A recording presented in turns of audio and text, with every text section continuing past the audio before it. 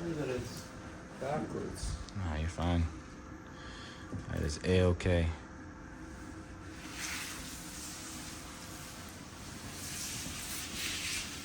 Wow.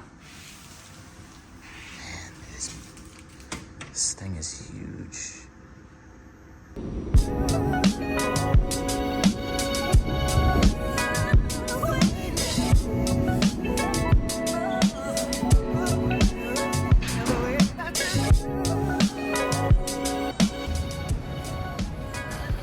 Finally here. Finally checking out the last two prints for this exhibition. Heading over to Supreme Digital. You guys, for those of you who have been following along, you know the space. We're working with these guys for a little while now. Make sure I keep my face in camera. So, and even after all this time, I'm still not sure where I'm headed when I get out of here. I'm not in Brooklyn as often as I used to be, so yeah. Feels exciting. Let's just go see what these prints look like already. Plan is to check them out, approve them for the framing, and also to sign them. And then I'm gonna also check out a couple of other sort of, artist proofs for some print drops that I'm doing on my website. One of which has already dropped, Lazy Sunday. Yeah, so be sure to check that out. More info on that later. I definitely want to walk through what each of these prints are, kind of like the story behind them, things of that sort. If not in this video, probably in another one. But yeah, let's get going. Let's make this happen. I'll see you guys in a bit.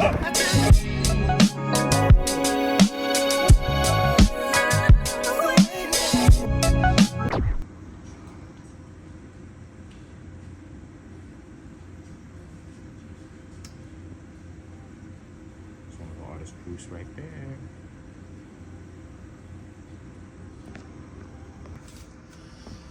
Hope you don't mind. I'm recording as usual. Cool. Yeah.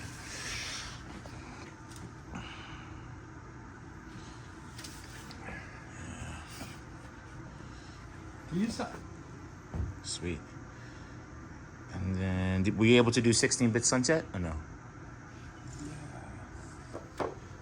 Sorry. No, you're good.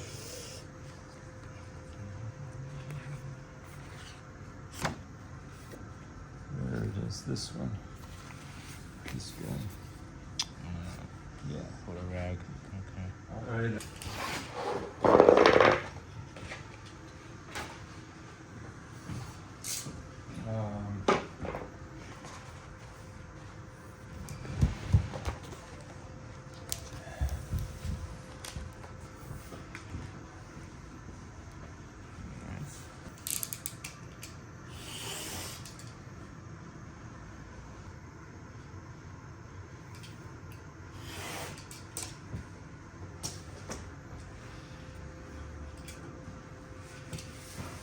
Very cool.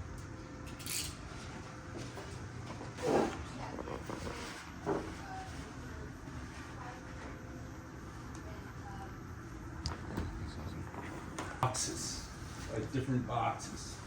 So you have like.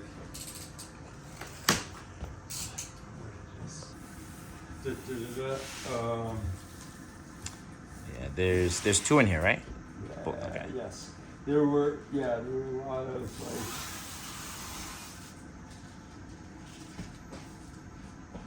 I can't remember now how many I did. If I did two or three of each. Right. It was.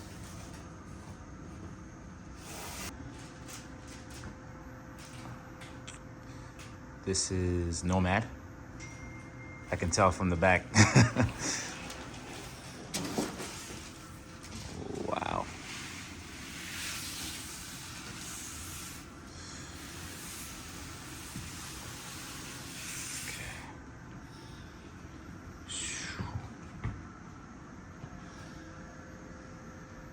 Very nice.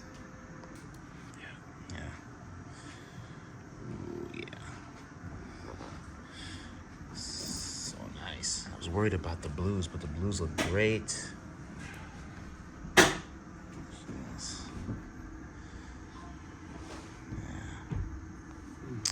don't usually do grays, but it seems to work nicely with this one, I think. I hope.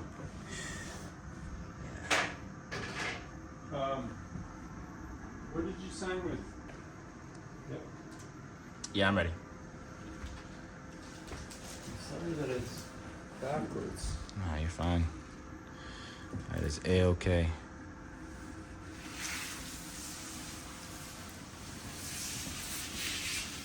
Wow. Man, this thing is huge. Dude. Look at these details. They printed so nice. And again, I'm impressed with the blues, because blue is always a color I struggle with when it comes to print. But they look nice. There's a good pop to them. Yeah. Nice. You know, I don't have that luxury, so I'm trying to make the most of this while I'm here. On the upside, whenever I open the boxes again, it'll feel like the first time again, because I don't really see them in person that often outside of the computer. So yeah.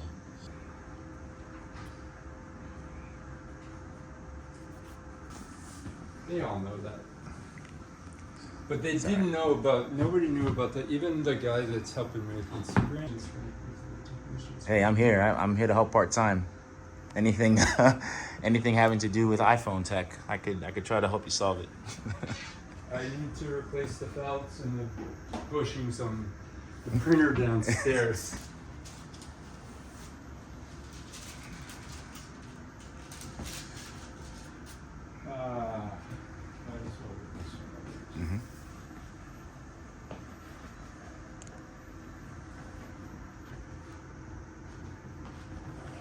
Yeah, seeing you do that really gives the perspective of how big they actually are, you know?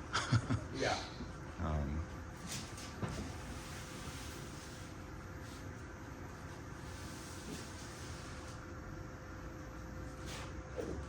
Nice. Or 60. Everything's 48 or 60. But this is 72 because that's like the extra large stuff. Yeah. Is 72. We just did it, Frank. All right, so that was a lot to dump on you guys. Lots to see, lots to approve, lots to appreciate. I hope you guys appreciated that too. That was fun. Kind of finally seeing all the prints together. 16 by 20s, which, you know, will drop throughout the year. Like I said, one of them is already available, Lazy Sunday. Deadline for that is going to be the 31st of March. So obviously, you know, you guys got some time, but if you're even remotely interested, hoping to get one, keep in mind that after that date, I will not be making any more. I just for my own capacity, for our own mental capacity, and just, you know, kind of using this as an experiment, if you will, to engage interest in the project, and you know, to kind of just take more risks for myself, put myself out there a bit more.